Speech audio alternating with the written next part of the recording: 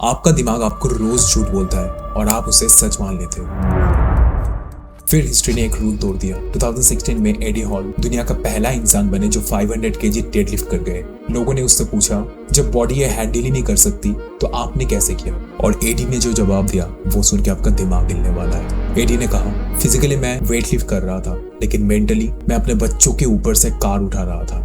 Human brain को imagination और reality का क्लियर डिफरेंस नहीं पता होता।